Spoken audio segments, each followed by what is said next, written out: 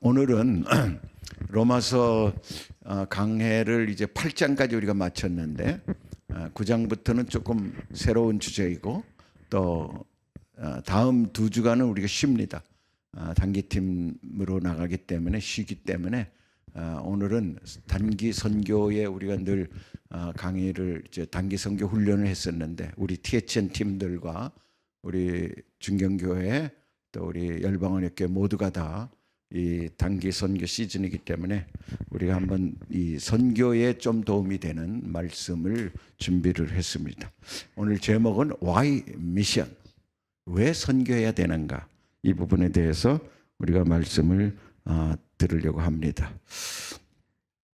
오늘 은혜 받으신 하나님 말씀은 요한복음 20장 21, 22절 우리 함께 한 목소리로 봉독합니다. 예수께서 또 이르시되 너희에게 평강이 있을지어다. 아버지께서 나를 보내신 것 같이 나도 너희를 보내노라. 이 말씀을 하시고 그들을 향하사 숨을 내쉬며 이르시되 성령을 받으라. 아멘. 우리가 너무 잘 아시는 말씀입니다. 사실은 이 내용은 제가 얼마 전에 어느 교회에 가서 이 단기 선교 강의를 해달라 해서 준비했던 내용인데 그런 마음으로 여러분들한테 다시 한번 단기 선교를 리마인드 시키기 위해서 이제 이 강의를 하게 됐습니다. 개인적으로 제가 단기 선교와 관련된 일들을 지금까지 참 많이 인볼브가 됐었습니다. 하나님이 제가 신학교 때부터 처음부터 인볼브 시킨 일이 단기 선교였어요. 그래서 제가 신학교를 92년에 갔는데 그 오리엔테이션 때 학교에서 광고를 하더라고요. 올 여름에는 싱가포르로 단기 선교를 떠난다. 그 순간에 제가 아멘 했어요. 무조건 가야지. 그때는 뭐 선교가 뭔지도 모르고 그랬는데 제가 그렇게 마음을 먹었어요. 그런데 보니까는 1인당 50만 원씩 내라 그러더라고. 그 92년이면은 꽤 오래 전인데도 그 50만 원씩 내는 거예요. 근데 제가 그 당시 회사를 그만뒀기 때문에 50만 원을 뭐 단기 선교 간다고 내가 아내한테 갖다 주는 것도 별로 없는데 거기서 내가 받을 수가 없잖아요.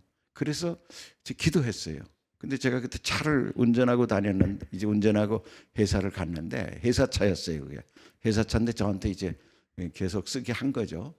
제가 그러면서 항상 5명이 타고 다녔어요. 제가 그러면서 하나님, 제가 신학교 졸업할 때까지 이 5명을 항상 태울 수 있게 해주세요. 이렇게 했어요. 그 얘기는 제가 이 회사 차니까 회사가 망하면 이 차 없어지잖아요. 그래서 회사 안 망하라는 기도를 그렇게 한 겁니다. 제가 5명을 꼭 데리고 다닐 테니까 이 회사 차 계속 쓰게 해주세요. 이렇게 기도를 한 겁니다. 그런데 이제 그 안에서 단기 선교 얘기를 하다 보니까는 5명이 늘 타는데 단기 선교 가고 싶대다. 그런데 돈이 없는 거야. 형편이 안 좋죠. 다 신학생이 어떻게 50만 원, 자기들 신학교 들어오는 것도 어려운데 돈이 되겠어요. 그 내 마음에 하나님, 여기 이 친구도 가야 되고 저 친구도 가야 되는데 돈이 없대요.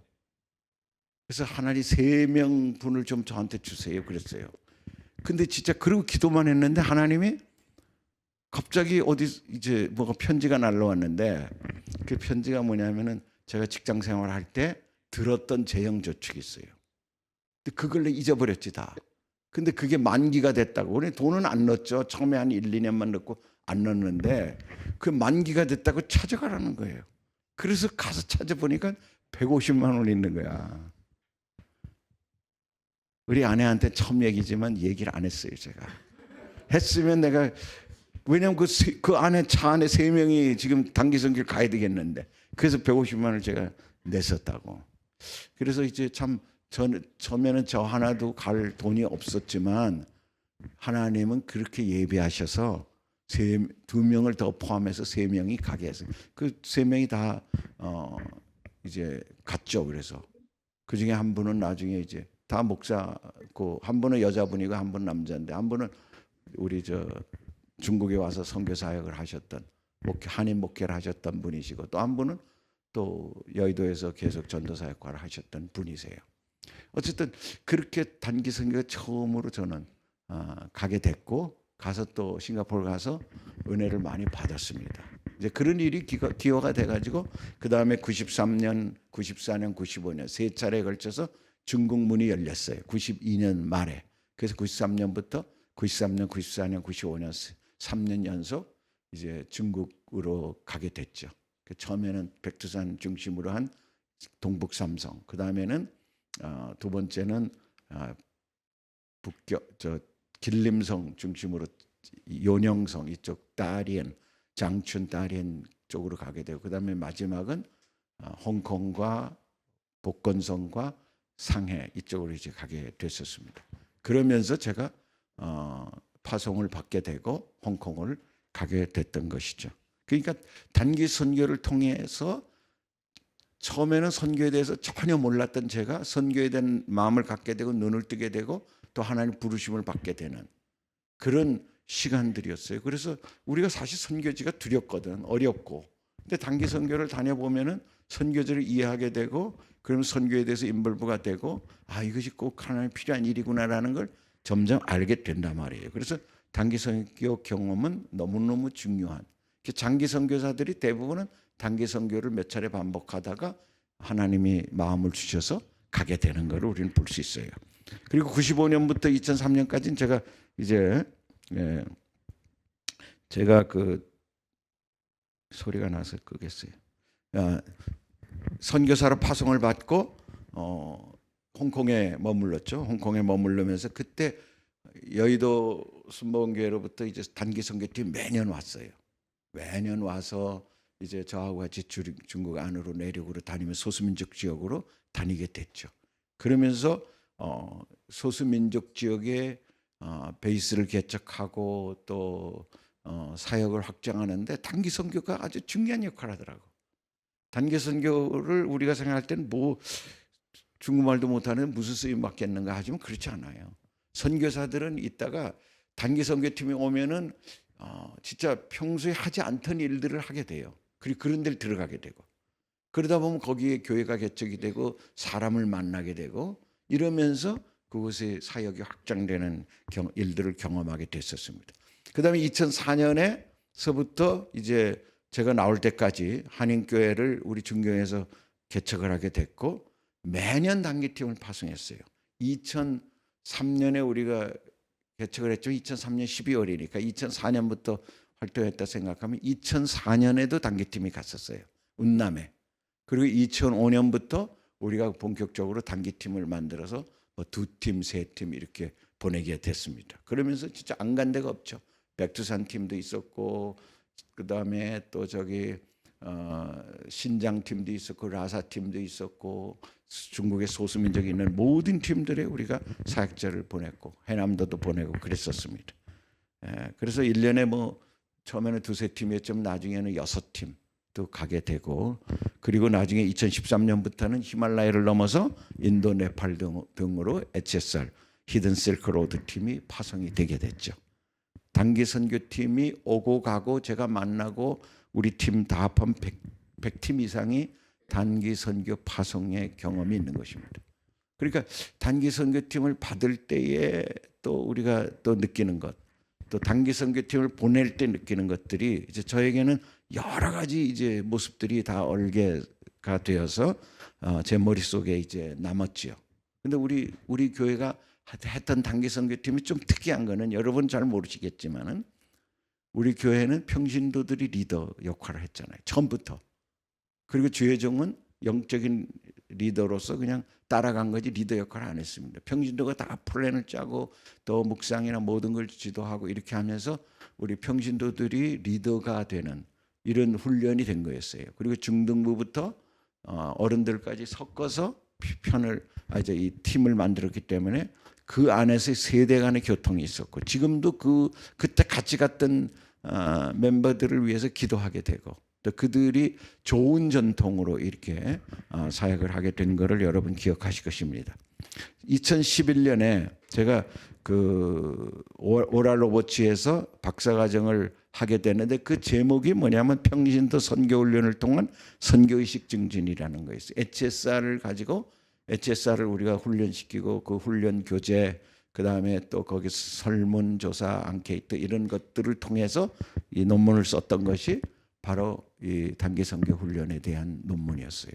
그러니까 어떤 면에서 보면은 저의 사역의 아주 중요한 부분이 단기 선교 프로그램이었고 단기 선교를 보통 5월 말까지 팀장을 선정하고 6월부터 훈련을 해서 5주 내지 6주 훈련을 하고 보통 1주 내지 2주 정도 단기 선교 아우리치를 하게 되고 갔다 오면 7월 말부터 8월 달까지는 매 팀이 금요철에마다 발표하게 하고 그다음에 나중에 이제 선교 백서를 만들게 되고 이런 과정을 통해서 우리가 6, 7, 8, 3개월이 올 우리 교회 전체가 단기 선교를 하게 되는 그런 경험들이 여러분 생각나시죠? 그러니까 이런 것들이 어떤 면에서 보면 제가 이제 자료들을 많이 보면서 연구하면서 보니까 그 한 교회가 전적으로 그렇게 하는 교회는 거의 없죠. 대부분 단기 선교 훈련을 시키는 데가 큰 교회가 훈련을 시키는데 청년부, 대학부 이런 데서 파트별로 훈련을 시키지 전 교회가 그런 마음으로 가는 데는 거의 없습니다. 그건 교회가 작아야 가능한데 작으면 또 그렇게 집중적으로 하기가 어렵죠. 3개월씩. 많은 분들이 아마 저를 욕을 했을 거예요. 아니 우리 목사님 뭐 그럼 선교 안 하면은 여기 교인도 아니야 막 이런 얘기가 많이 있었던 것 같았어요. 그렇지만 우리 교회를 또 우리 교회 되게 만들었던 것도 바로 단기 선교라고 생각합니다. 우리 안 목사님이나 또 우리 홍 목사님 또 그런 DNA가 있어서 아마 단기 선교를 열심히 준비하고 직접 목사로서 이렇게 나가는 것은 아마 그런 면에서 특별하다고 볼 수가 있죠. 대부분 목사가 안 나가고 전도사나 이제 그 청년부 담임이 이제 주체가 돼서 나가고 성도들은 그냥 따라가는 그렇기 때문에 거기서 배우는 강도가 우리 교회가 했던 HSR과는 다르죠. 그냥 한번 가서 겉을 보고 오는 거 정도라고 말했어요. 물론 잘하는 교회도 많이 있습니다. 우리보다 더 훌륭한 교회도 많이 있고요. 예. 그러면 우리가 뭐 이런 부분들은 대부분 여러분들이 들었던 거지만 제가 이 기록으로 남긴다는 의미도 있기 때문에 강의를 계속하면 그래서 선교가 뭔가 우리가 이 부분을 우리가 강조를 했어요. 이게 아주 중요한 거예요. 선교는 내가 보낸다. I send라는 의미다라는 거예요. 요한복음 20장 21절 같이 읽습니다. 시작. 예수께서 이르시되 아버지께서 나를 보내신 것 같이 나도 너희를 보내노라. 이 말씀에서 보내신다는 말이 두 가지가 나오는데 여기서 처음에 아버지께서 나를 보내신다는 말은 아포스텔로라는 단어를 쓴 거고요. 나도 너희를 보내노라 하는 건 펜포라는 단어를 헬라어 단어를 썼어요. 같은 헬라어 단어인데 뭔 차이인지는 잘 모르겠어요. 그러나 아포스텔로는 보냄받는다는 데에 보냄받은 자라는 데 더 이제 사도 여기에 더 의미가 있다. 그러면 펜포는 보낸다라는 의미가 더 있습니다. 그러나 헬라어로는 이렇게 두 가지를 썼다는 거예요. 이것이 라틴어로는 미토라고 돼 있어요. 미토로 발전했고 미토가 결국 영어 단어로 미션이 됐다는 거예요. 그러니까 미션은 그 어원을 따져봤을 때 내가 보낸다라는 의미에서 나온 것이다. 중요한 거는 대부분 선교의 정의에 보낸다는 데 초점을 맞춰요. 그런데 제가 본 거는 내가 보낸다라는 거예요. 이 내가가 누구냐? 삼위일체 하나님이라는 거예요. 구약에서는 성부 하나님, 신약에서는 성자 예수님, 지금 그 교회 시대에서는 성령 하나님 보낸다는 말이에요. 삼위일체 하나님이 보내는 것이 선교의 아주 중요한 내용이에요. 근데 그 내가 보낸다는 누가 보낸다라는 개념이 없이 보냄받는다라는 의미는 교회가 날 보내는가? 이렇게 생각할 수 있잖아요. 교회가 하다가 지원을 못 해줄 수도 있잖아요. 담임 목사가 바뀌어서 교회가 끊어질 그런 경우는 너무 많아요. 또 형편이 안 돼서 못하는 경우도 있고. 그럴 때에 선교사들도 제가 만나보면은 교회를 원망하게 되고 후원자들을 원망하게 되고 서로 막 싸우게 되고 이런 경우가 너무 많아요. 원망. 저는 여러분들 제가 설교할 때 그런 얘기 한 번이라 하는 거 봤습니까? 저는 저를 지원해 주는 사람에 대해서 늘 감사하지만 그 지원해 주는 사람이 끄는 경우도 너무 많거든요. 항상 저는 지금까지 도와주셔서 감사합니다. 축복합니다. 앞으로 더 많은 일이 있기를 바랍니다. 그리고 진짜 정중하게 인사하고 마쳤어요. 섭섭하지 않아. 안 섭섭하기가 어렵잖아요. 거짓말 같잖아요. 제가 섭섭하지 않다. 왜냐하면 제가 이 정의를 알기 때문에 그래요. 하나님이 나에게 2년 3년 그분을 통해서 공급을 해줬다 그러면 너무 고마운 일인 거지. 하나님 그분이 나에게 공급해 줄 이유가 없잖아요. 보내줄 이유가 없는데 그렇게 하셨다는 고마운 일이지. 그 관계가 얼마나 고마운 일인데 그분도 오죽하면 끊었겠어요?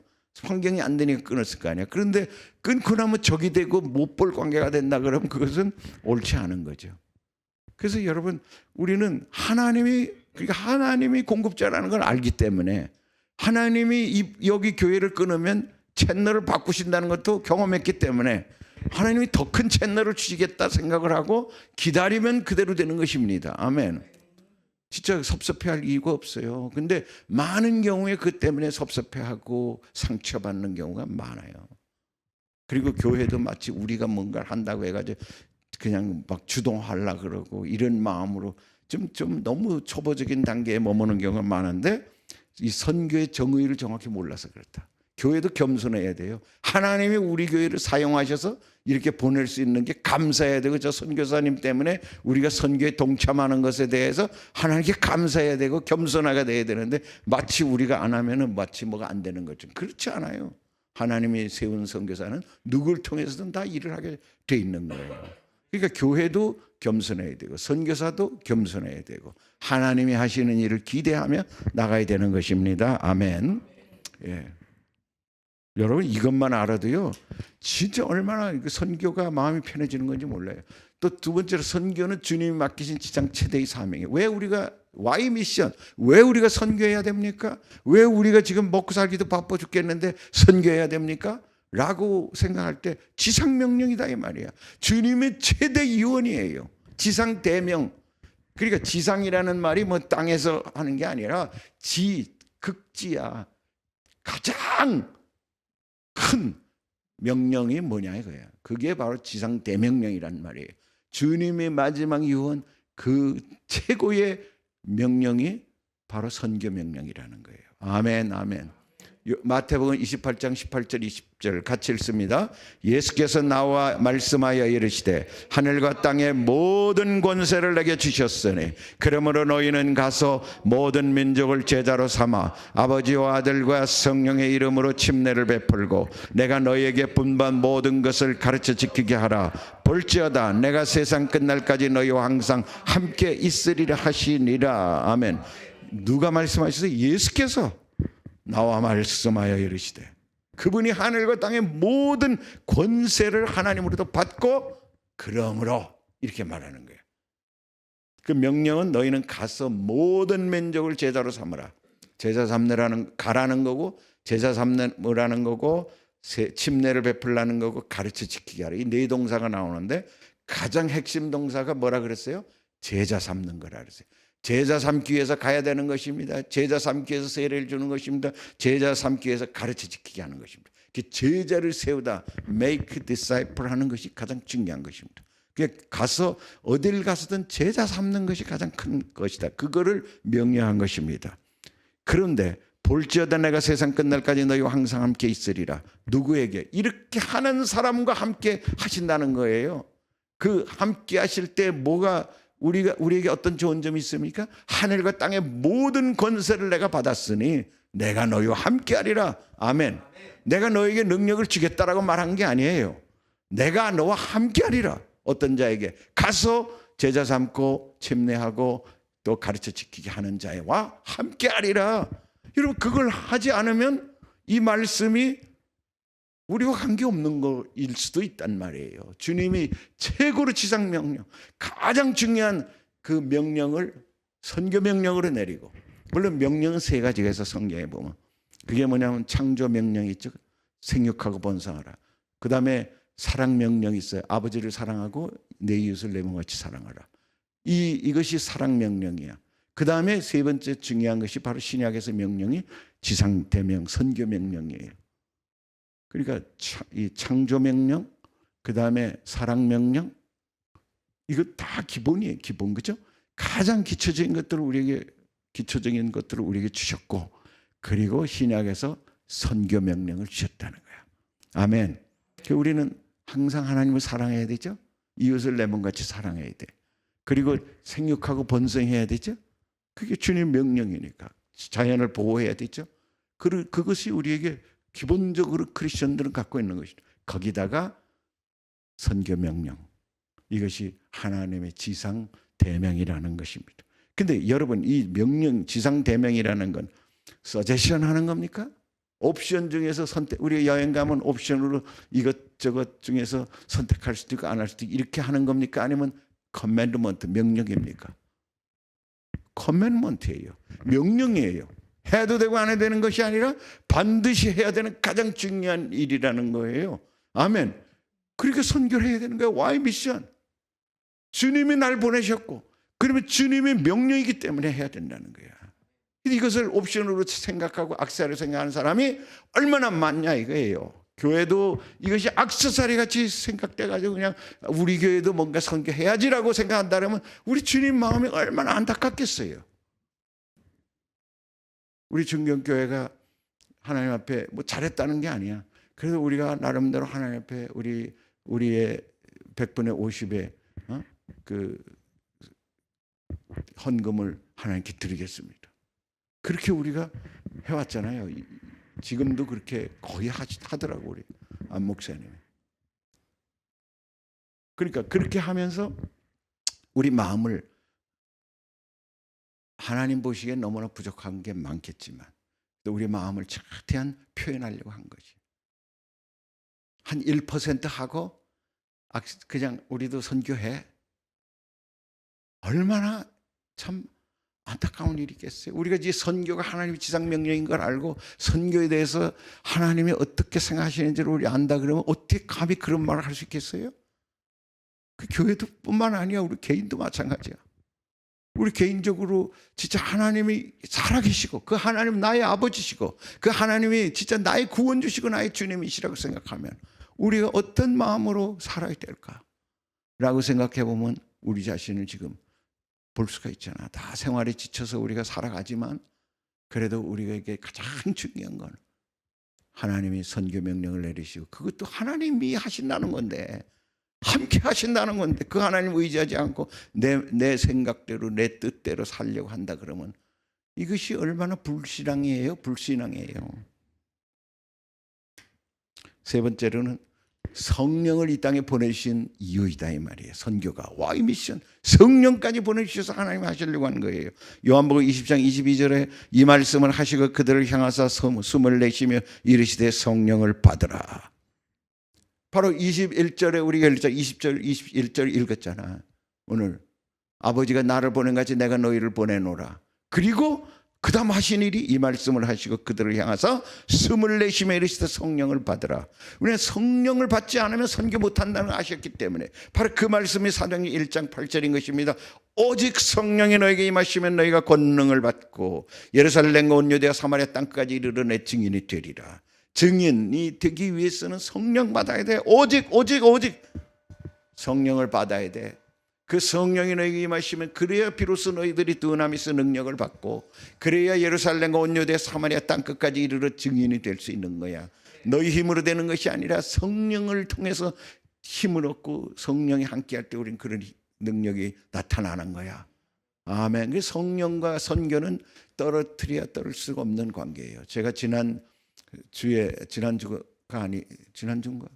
우리 이틀 전에 했던 그 중보 기도회, 정기 기도회에서 사도행전을 통해 본 성령의 인도와 또 선교 전략에 대해서 말씀을 나눴어요. 그것도 한번 여러분 찾아보시기 바랍니다. 사도행전은 성령행전입니다. 성령께서 오셔서 하시는 일이 처음 오셔서 하시는 일이 방언을 말하게 하셨고 그 방언을 통하여 15개국에서 온 사람들에게 복음을 전한 것입니다. 그래서 그들 모두가 예수를 믿게 되고 3,000명이 죽게 돌아오는 역사가 생긴 것입니다. 그러니까 성령이 처음 오셔서 교회도 세웠지만은 우리 안에서 우리를 또 내적으로 강하게 만들어 주시기도 하지만 그거와 빼놓을 수 없는 것이 바로 주님의 첫 번째 능력인 방언을 하게 하셨고, 그 방언은 결국은 그 타국에서 온 유대인들, 헬라파 유대인들이 자기들 본도 말로, 자기들 난 곳 방언으로 복음을 알아듣게 만들었다는 것입니다. 아멘. 이 언어는 선교와 아주 밀접한 관계가 있다는 걸 우리는 알아야 되죠. 예. 그러면 성경 속에 이런 선교적인 삶을 산 사람들을 제가 3명을 통해서 우리가 우리 평신도들이 어떤 선교를 할 수 있는가를 좀 보겠습니다. 첫 번째는 청년 여호수아의 삶입니다. 여호수아가 선교사의 삶을 살았는가? 누구도 그렇게 생각하지 않을 거예요. 그러나 내가 보낸다라는 측면에서 보면은 선교를 준비하는 자로서의 삶을 살았다 이거예요. 민수기 13장 17절부터 20절까지 보면은 모세가 가나안 땅을 정탐하러 그들을 보내며 이르되, 구약에서 모세를 통해서 하나님이 그 12명의 리더들을 보냈어요. 가나안 땅으로. 누가 보냈어요? 하나님이 보낸 거예요. 하나님이 보내라 했기 때문에 모세가 한 명씩, 한 지파에 한 명씩 뽑아가지고 보낸 겁니다. 그러니까 하나님이 보냈다는 면에서 선교의 사명이라는 거예요. 선교가 광범위한 거지. 근데 가나안 땅에 가가지고 뭘 하게 하는가? 복음을 전하게 했습니까? 그렇지 않아요. 이르되 너희는 네겝 길로, 네겝의 남부잖아요. 이스라엘 남부 길로 행하여 산지로 올라가서 그 땅이 어떠한지 정탐하라. 땅을 보라. 우리하고 땅이 같은가? 지금까지 우리가 살던 그 애굽에서의 그 땅과 같은가 아닌가? 이 땅을 알아야지 우리가 거기서 뭔가를 어떻게 살아야 될지 알게 되잖아요. 그 땅 거민이 강한지 약한지 많은지 적은지, 그 땅에 사람이 사는지 안 사는지. 우리 선교의 대상은 사람이니까 그들이 사는 땅이 좋은지 나쁜지, 비옥한지 아닌지, 사는 성읍이 진영인지 산성인지와 그냥 평지인지 아니면 산성인지, 그 다음에 또 토지가 비옥한지 메마른지, 나무가 있는지 없는지를 탐지하라. 담대하라. 또 그 땅에 실과를 가져오라 하니 그때는 포도가 처음 익을 즈음이다. 실과를 보자. 뭐 우리가 이 300만이 가서 먹을 수 있는 곳인지, 이런 여러 가지를 이 명령 속에 다 담고 있는 것입니다. 지금 이스라엘 사람들이 취해야 될 것은 가나안 땅을 가서 그 땅을 정복한 다음에 거주해야 되잖아요. 그 땅을 거주하는데 우리 300만이 가서 살 수 있는 땅이 어떤지, 그 땅에 먹을 게 있는지, 그 땅에 산인지 평지가 있는지, 어느 쪽으로 진격해야 돼, 이런 것들을 미리 보게 한 거예요. 가서 뭐 구체적으로 가가지고 전쟁을 해란 말을 한 게 아니에요. 그러니까 단기 선교는 사실은 정탐 여행입니다. 아멘. 정탐이 중요한 거야. 우리 개인으로 봐서도 그곳을 가다 보면은 이게 선교지가 어떻구나라는 게 보이기 시작하고, 하나도 모르던 게 또 보이기 시작해요. 막연하면은 두려움이 있잖아요. 그 두려움이 점점 하나님의 마음으로 그 땅을 보게 된다면, 하나님의 긍휼한 마음을 주셔서 그 땅의 거민들이 불쌍히 여겨지게 되고, 그러면 우리가 그 땅을 사랑하는 마음이 생기잖아요. 그래서 여러분, 처음에 우리가 다닐 때에는 두루 다니면서 보다 보면은 어떤 땅은 아주 전혀 마음이 감동하지 않는 경우가 있는데, 어떤 땅은 그 백성들이 하나님의 뭔가 역사가 있고, 또 그 땅 백성들을 통해서 환대를 받고, 여러 가지 하나님의 뭔가 그 역사가 보여지는 것입니다. 그런 것들을 보라 이거예요. 단기팀들은 가서 뭘 하려고 그렇게만 생각하지만 전체적으로 하나님의 성령의 인도함을 받고 가라 이 말이에요. 그러면 5군데를 밟았는데 그 중에 가장 하나님이 환영하는 곳, 우리를 웰커밍하는 곳이 어딘가를 봐야 되죠. 그곳이 하나님이 지금 우리가 가서 정착하고 우리가 거기 가서 시작할 때라는 걸 가르쳐 주는 것일 수가 있다는 얘기예요. 그러니까 그러면서 또 루디아를 만난 것처럼 가서 모르는 사람인데 우리에게 환대하는 사람을 만났어. 우리를 웰컴해가 자기 집에 받아들인 사람을 만났어. 그리고 또 하나님의 역사가 보이는 그런 곳을 찾아서 하나님의 인도하심에 민감해라 이 말이에요. 그래서 성읍이 진영인지 산성인지, 토지가 비옥한지 메마른지, 뭐 나무 실과 이런 것들을 보는 것처럼 우리는 이런 걸 볼 필요는 없을 수도 있어요. 근데 하미과가 얼마나 맛있는지 그것도 봐야지. 그래야 갈망이 생기지. 아무것도 도움되는 게 없고 그냥 맨날 그냥 황무한 땅만 보면은 누가 가고 싶겠어요. 야, 거 갔더니 그냥 하미가가 우리가 상상할 수 없을 정도로 맛있어. 양로초안이 얼마나 맛있는지 몰라. 그거라도 소망이 있어야 그래도 가서 살지 않겠어요? 그런 하나님 분명히 그런 걸 인도하신다고. 아멘. 그래서 이 단기 선교는 이 정탐 사역이라는 걸 먼저 아세요. 먼저 알아야 돼. 그리고 누구를 만날지 다 하나님이 예비하신다. 사역자를 만났는데 어떻는지, 또 성도들을 만났는데 어떻는지, 현지인을 만났는데 어떤지, 이런 사람들이 하나의 연결고리가 된다는 거예요. 아멘. 정탐은 선교의 가장 중요한 부분입니다. 정탐은 선교의 가장 중요한 사역이에요. 10명의 그런데 중요한 건 12명이 갔다 왔는데 10명은 부정적인 평가를 했고 2명은 하나님 중시의 평가를 했습니다. 근데 그 10명 때문에 이스라엘이 결국은 40년 동안을, 구체적으로 38년 동안을 광야에서 헤매게 되고 결국은 대다수가 죽고 가나안 땅을 못 들어갔죠. 그러니까 중요한 거는 단기를 갔다 오는 게 중요한 게 아니라 뭘 보고 왔는가에 대한 평가가 중요하다 이 말이에요. 조심해야 돼. 갔다 왔는데 사실만 보고 오면은 큰일 나는 것입니다.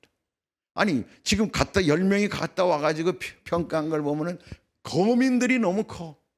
안악자손같이 크고 우리는 마치 메뚜기 떼 같더라. 사실이에요, 사실. 표현을 그렇게 한 거예요. 그 땅은 우리가 진짜 어떻게 우리가 공격할 수 없어. 우리가 이길 수 없는 땅이야. 차라리 우리가 애굽으로 돌아가서 우리가 사는 게 낫지. 거기 가면 다 죽을 것 같다라고 보고를 했단 말이에요. 그리고 사람들이 그 얘기를 듣고 다 낙심이 됐잖아. 근데 여호수아 갈렙의 복을 듣고 그 땅은 하나님 우리에게 준 밥이다. 취하러 가자. 이렇게 또 2명은 또 그렇게 평가했어. 그럼 누가 더 맞아요? 사실대로 팩트를 얘기한 사람과 어떤 면에서 보면은 해석한 사람이 있는 건데 팩트를 가지고 부정적으로 해석하면은 그 사람은 전혀 도움이 안 된단 말이에요. 우리 교회도 예를 들어 가지고 그리고 단기팀을 갔다 왔는데 갔다 와서 보고를 하면서 팩트만 나열하면서 야 우리가 가서 뭘 합니까? 아무것도 못합니다. 왜 그런 거 하는지 몰라요. 이런 소리는 했으면은 그 사람은 10명에 해당되는 거예요. 근데 여호수아 갈렙처럼 그 땅에서 우리 이런 걸 봤으면 하나님의 마음을 읽은 사람, 하나님의 마음으로 눈물로 호소하는 사람들의 이야기는 하나님이 기억하는 일이 되고 그 일이 그 교회를 이끌어가는 것입니다. 아멘. 그래야 되는 거예요. 이 해석이 중요한 것입니다. 우리 대학생들이 중경에 와가지고 공부했어요. 옛날에 많이 공부했잖아. 대학생들이 뭐 60명 이렇게 우리 교회도 40명씩 나오고 막 그랬다고. 그 친구들이 이렇게 보면 내가 늘 얘기한 게 너희들 공부만 하지 마라. 이 땅에 공부하러 왔지만 공부만 하러 온 게 아니야. 내가 이 얘기를 하면서 너희들이 이 땅에서 중국 사람들과 좋은 친구 관계가 되고 그리고 중국을 하나님의 눈으로 바라보고 앞으로 내가 중국과 한국의 교량 역할 어떤 역할을 해야 되겠다는 계획을 여러분들이 짜야 된다. 그렇게 짜고 그런 틀 안에서 여러분이 살면 여러분의 여호수아 갈렙처럼 때가 되면 하나님 여러분을 쓰실 것이고 그렇지 않고 가지고 여기 와가지고 그냥 이 문화에 빠져가지고 이 속에서 그냥 세상 사람들이 하는 듯이 살고 그렇게 대부분 가잖아요. 그냥 너무 안타깝게 교회 나오지도 않고 그런 사람들은 많지. 크리스천이라 하면서 언어는 조금 더 늘었을지 모르지만 그 하나님이 그 사람을 어떻게 쓰겠어요? 너무 안타까운 일이야. 우리는 여호수아를 통해서 여호수아 갈렙을 통해 우리가 뭘 배워야 됩니까? 그 땅에서 우리가 10년을 있었다 5년을 있었다. 그리고 그 땅 거민에 대한 우리 어떤 마음을 가져야 되는가에 대한 하나님의 마음이 여러분을 감동시키시고 여러분을 이끌어가야 되는 것입니다. 그래 여호수아 갈렙이 얻는 마음을 얻는 것이에요. 아멘. 85세가 되어서도 그 땅을 내가 너에게 주리라 하시는 것입니다. 아멘. 그래서 부정적으로 생각하면 안 된다 이 말이에요. 그 다음에 두 번째로는 관리로서의 다니엘이 있죠. 다니엘이 선교사냐? 다니엘을 선교사란 말할 수 없죠. 그렇지만 다니엘은 삶으로서 선교하는 삶을 살았단 말이에요. 다니엘서 12장 3절 지혜 있는 자는 궁창의 빛과 같이 빛날 것이요 많은 사람을 옳은 대로 돌아오게 한 자는 별과 같이 영원토록 빛나리라. 지혜, 다니엘은 한마디로 말하면 지혜 있는 자였죠. 하나님의 성령의 도움으로 지혜를 받은 자였습니다. 그런 사람이 궁창의 빛과 같이 빛날 것이에요. 또 다니엘이 또 하나는 많은 사람을 옳은 대로 돌아오게 한 자였습니다. 다니엘이 그 당시에 느부갓네살 왕이라든가 또 그 당시에 뭐 다리오 왕이라든가 벨사살 왕이라든가 이런 몇 대에 걸쳐서 다리오 왕 이런 몇 대에 걸쳐서 국무총리를 하면서 그때마다 하나님을 의지하며 왕을 섬겼더니 왕이 다니엘의 하나님을 찬양하고 다니엘의 하나님을 공문을 내서 모든 각도에 섬기라고 명령하기도 한 것입니다. 그 이방 왕이었지만 그들이 다니엘의 세 친구들을 이 불가마 속에 집어넣기도 했지만 또 다니엘을 통해서 하나님의 영광을 보게 하고 그 당시에 칠가지 어둠 속에 빠져있던 이스라엘 백성들에게 다니엘의 하나님이 우리 하나님이라는 것을 통해서 그들에게 소망을 주고 희망을 줬단 말이에요. 아멘. 하나님 믿는 사람이 참 잘 되면은 우리가 참 기쁘잖아. 뭐 나에게 도와준 건 없겠지만은 그 사람을 통해서 하나님이 살아계심을 만천하에 증거하니까. 할렐루야. 그래서 다니엘은 선교사로 우리가 부를 수 있는 것은 원심적 비자발적 파송 선교사라는 거예요. 이게 원심력이고 구심력이 있어. 원심력은 보내는 것, 구심적은 들어오는 것. 그 다음에 자발적인 건 자기가 스스로 나가는 것, 비자발적인 자기도 모르게 그냥 따라 나온 사람들. 그러니까 여러분들이 중국에 갔잖아. 중국에 간 건 왜 갔어요? 자발적으로 간 거 아니에요. 자발적으로 간 게 아니고 비자발적으로 갔지. 남편 따라갔잖아요. 남편 따라갔어. 근데 뭐 선교하러 갔어요? 아니야. 그냥 갔어.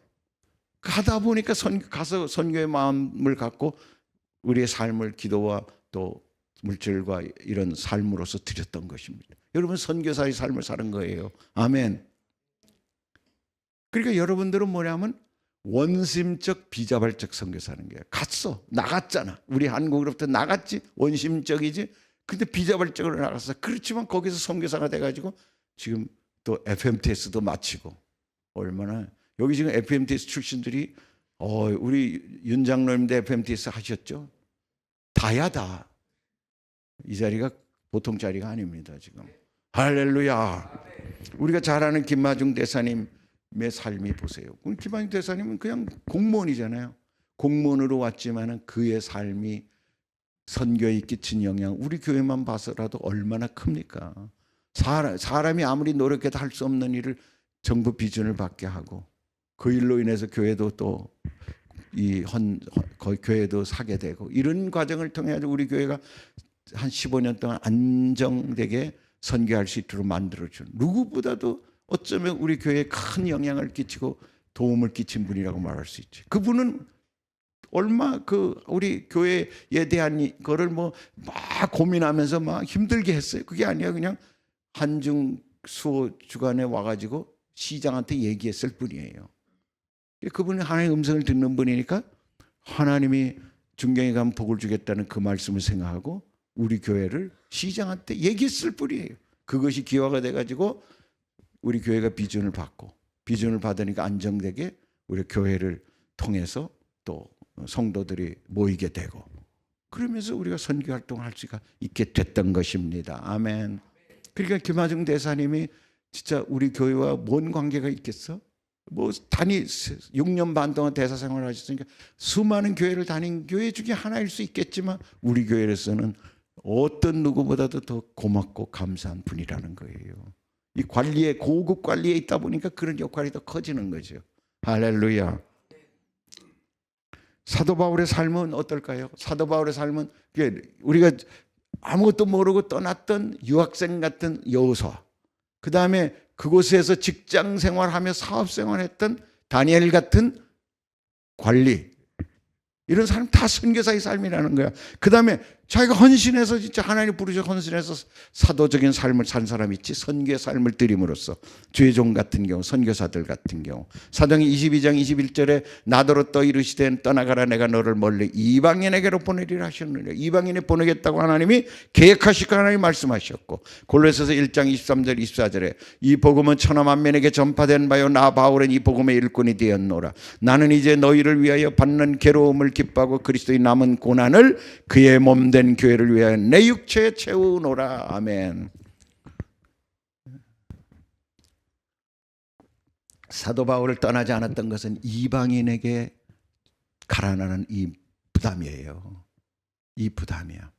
그러니까 주의 종은 뭐 때문에 움직이느냐? 너가 월급 준다고 움직이는 게 아니라 사명 때문에 움직이는 겁니다. 아멘. 여러분들도 FMTS를 좀 우습게 보면 안 돼. FMTS가 뭐 신학교인가? 아니지. 여러분이 어떻게 생각하느냐에 따라 달라요. 거기 졸업했잖아. 또 명예의 졸업장을 받았잖아. 얼마나 어려워. 그게 더 어려워요. 그랬으면은 하나님이 여러분에게 사명을 주셔야 되죠. 하나님 사명을 주셨을 거야. 그 사명을 우리가 그냥 경홀히 여기면 안 된다는 거야. 그래서 내가 FMTS를 해서 졸업은 시켰는데 지금 12명이거든 졸업한 사람이. 그것도 적지 않잖아요. 그리고 또 공부한 사람 하면은 꽤 많아. 30명 정도 돼요. 한 학기든 뭐 두 학기든 한 사람이. 우리 한건호 집사는 제일 처음 시작해가지고 제일 늦게까지 아직 못 끝낸 분이야.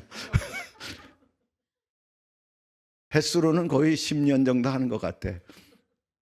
그런데 아니 얼마나 회사 다니면서 하기가 얼마나 어려워요. 그러나 나름대로 다 그렇게 하면서 그것이 피가 되고 살이 된 거지. 예. 그렇게 그런 사람들이 많잖아요. 뭐 한국의 기국 때문에 못한 사람들이 있지만 그런 사람들을 그냥 내버려 두면 내가 이게 마음이 불편한 거야. 왜냐 어부를 세우라 그래가지고 시작했는데 어부를 안 만들고 뭐 그냥 가가지고 무슨 낚시질이나 하고 앉아있게 만들면 낚시질을 하면 괜찮은데 그것도 안 하고 앉아있게 하면은 이게 아니 돈을 낚는 어부가 되게 하면 안 되지. 돈을 낚는 어부에서 사람 낚는 어부로 만들어 놨는데 그 내가 고민이 큰 거야 지금. 어떻게 해야 될까? 그러니까 여러분 그게 뭐 저희 고민이겠어요? 제가 여러분 그 고민을 해봤자 뭐 제가 뭐 하겠어? 하나님의 고민인 거지. 저렇게 준비된 자들이 있는데 한국에 지금 여기저기 떨어져 있지만 여기저기 떨어져 있다는 건 더 좋아. 지점이 생기면 돼.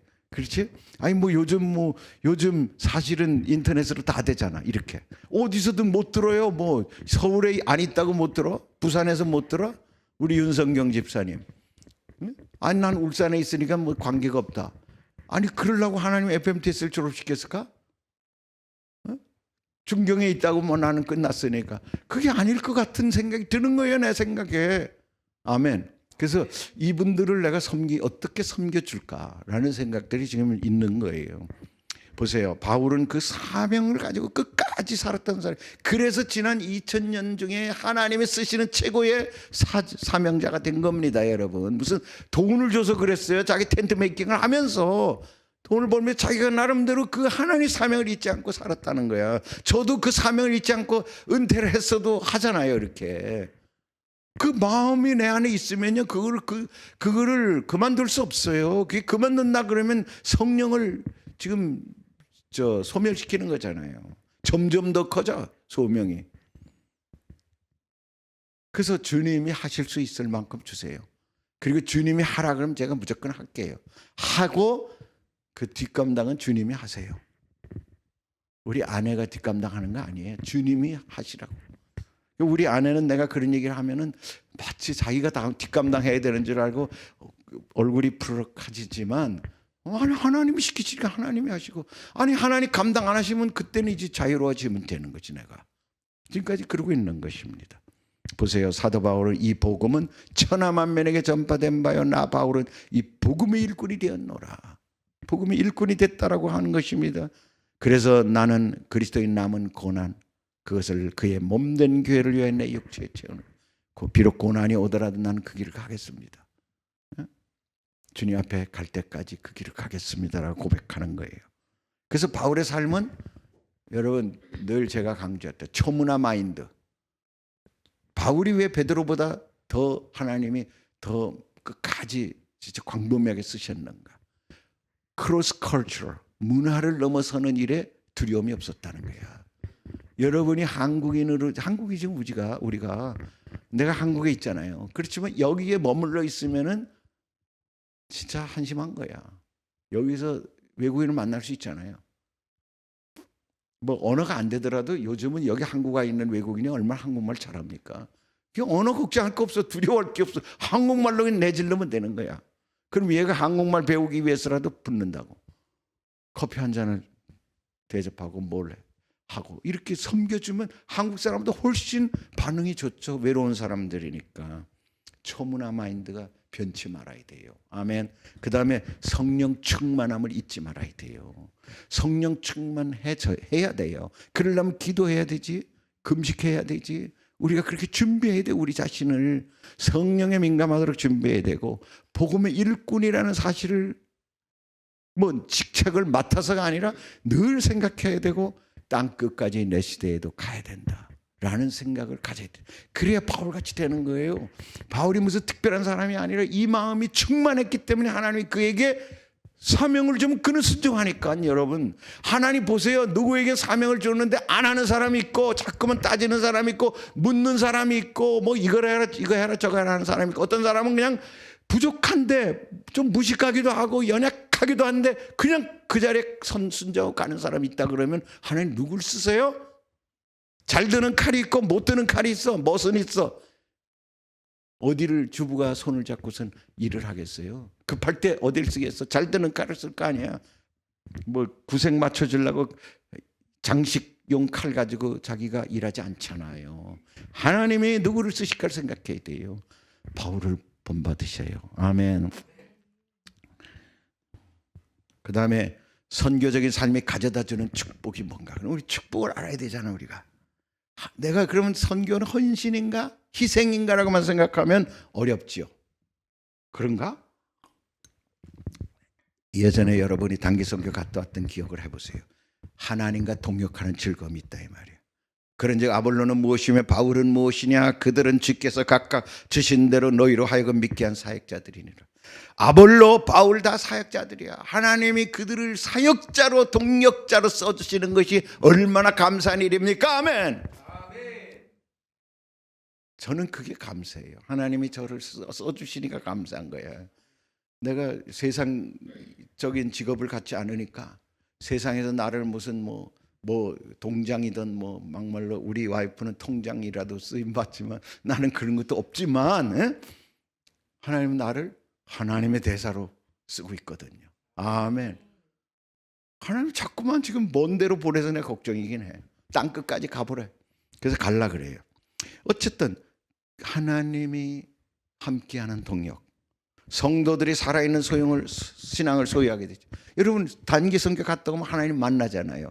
단기 선교 가서 우리 HSR에서 단기 선교 가서 못 만나는 사람 거의 없어요. 그는 아예 작정하고 안 만나겠다는 사람 치고는 뭐 그런 사람 빼고는 다 만나는 걸 내가 경험했어. 초등학생이든 중학생이든 갔다 와서 간증하는 거 여러분 보셨죠? 그들이 또 그렇게 하나님 만났을 때 그 다음 이후에 대학교 그 다음에 이후에 사회에서 혹시 신앙이 좀 떨어졌더라도 옛날 내가 그 하나님과의 관계에서 만났을 때 생각을 다시 돌아올 수 있는 근거가 되는 것입니다. 아멘. 하나님을 신뢰하게 되는 것입니다. 에베소서 2장 10절입니다. 우리는 그가 만드신 바라 그리스도 예수 안에 선한 일을 위하여 지으심을 받은 자리. 이 일은 하나님이 전에 예비하사 우리로 그 가운데서 행하게 하려 하심이니라. 우리는 선한 일을 위하여 지음받은 내가 나에게 하나님 원하는 일이 무엇인지를 알게 하는 것입니다. 어떤 사람은 고아에 대해서 그렇게 긍휼함이 생겼어요. 저하고 같이 그 홍콩을 걸쳐서 이 복건성을 걸쳐가지고 이렇게 상해로 갔던 때에 함께 훈련받았던 이 자매가 있었는데 여자 사역자지. 근데 신학한 사람은 아니야. 그분은 그냥 간사, 선교단체 간사로 섬기다가 같이 훈련받고 간 거야. 근데 복건성에 가가지고 나중에 어디 갔냐고 물어보니 복건성에 갔대. 그걸 왜 갔냐니까 거기서 이 고아원을 섬길 일이 나왔다는 거야. 그래서 자기는 복건성에 가서 그 고아원을 섬기는 일을 한다는 거예요. 그러더니 거기 가서 나중에 또 물어봤지. 내가 궁금해가지고 그 선교사님 어디가 계세요? 거기 그랬더니 지금 호주가 있대. 왜 호주 갔어요? 그랬더니 호주 선교사님과 결혼해가지고 미셔너리 와이프가 된 거야. 그래서 호주가 있다는 거야. 세상에. 자기가 복건성 갈 때 나하고 바로 옆에 비행기 탔거든. 그래서 나한테 간증하더라고. 내가 어떻게 살았냐. 그러니까 아주 젊은 어린 자매에서 20대 초반이었어. 그 자기가 뭐 이렇게 어렸을 때 경상도 어디에서 태어났는데 너무너무 가난하고 뭐 이래가지고 뭐 이런 얘기를 하더라고. 그래가지고 이제 서울에 왔는데 하나님 만나가지고 이제 그 선교단체 간사로 활동한 거예요. 어떻게 보면은 뭔가 자질적인 면에서는 이런 거지 구비 조건이 너무 적지. 다른 사람들은 다 대학 나오고 목사하고 뭐 선교 훈련도 받고 이래가지고 지금 파송을 받는데 이 자매는 아무런 준비가 안 돼 있는 거야. 근데 하나님이 그 마음을 주셔가지고 낮은 자 고아들을 섬기려고 갔다가 또 거기서 그 마음을 긍휼히 여긴 선교사님 만나가지고 호주로 가게 돼서 그 뒤로는 내가 잘 몰라요. 야, 역사가 얼마나 바뀝니까? 세상이 그렇게 바뀌는 거예요. 우리 인생이 그런 것입니다. 하나님께 붙잡히면 하나님이 복 주시는 인생이 얼마나 큰지 몰라요. 그 다음에 또 우리가 또 시간 들이고 물질 들이잖아. 주는 자가 받는 축복. 사도행전 20장 35절에 범사에 여러분에게 모본을 보여준 것 바와 같이 수고하여 약한 사람들을 돕고 또 주 예수께서 친히 말씀하신 바 주는 것이 받는 것보다 복이 있다 하심을 기억하여 할지니라. 아멘. 여러분, 우리가 받는 게 기뻐요? 주는 게 기뻐요? 사실 줄 때 기뻐요. 줄 때 기쁜 거야. 내가 줄 수 있다는 게 너무 기쁜 거야. 그리고 내가 드림으로 인해 가지고 뭔가 열매가 맺히는 일이 생겼다 그러면 그것만큼 기쁜 일이 없어요. 아멘. 그런 기쁨을 맛본 사람은 자꾸만 드리려고 그래요. 그래서 자기는 안 써. 자기는 안 쓰고 자꾸 모아. 그래서 드리려고. 하나님 얼마나 기뻐하실까? 하나님이. 자기 잘 쓰는 사람 있잖아. 안 드려요, 그런 사람들은. 그러니까 드림의 기쁨을 아는 사람은 쓸 수가 없어. 가능한 한 모아서. 내가 드릴 수 있는 게 한정이 돼 있으니까 가능한 한 모아서 선교사님들이 와서 무슨 어려운 일이 있다 그러면 그거 조금이라도 드리고 싶은 거야. 우리가 재정에서 배운 것처럼 5 항아리에 그렇게 구제 헌금을 따로 해놓은 사람은 그 구제 헌금 봉투에 돈이 있으면은 언젠가 써야 되잖아. 근데 누가 와가지고 어려움 얘기할 때 바로 낼 수 있는 거예요. 그걸 그냥 한 계좌에다 넣어놓은 사람은 절대 못 내요. 쉽지 않아요. 항상 고민해야 돼. 만문이 가만 놔둡니까? 그냥 채가지. 근데 봉투를 벌써 따로 만들어 놓은 사람은 11조 헌금 따로 구제 선교헌금 따로 이렇게 만들어 놓은 사람은 거기 돈이 있으면 그 돈 어차피 내 돈이 아니거든. 그러니까 쓸 일이 생기기만 하면 낸단 말이에요. 하나님이 그러면 복을 주시는 거야. 복을 주셔서 더 그거 쌓이죠. 그래서 점점 더 커지는 것입니다. 아멘. 할렐루야.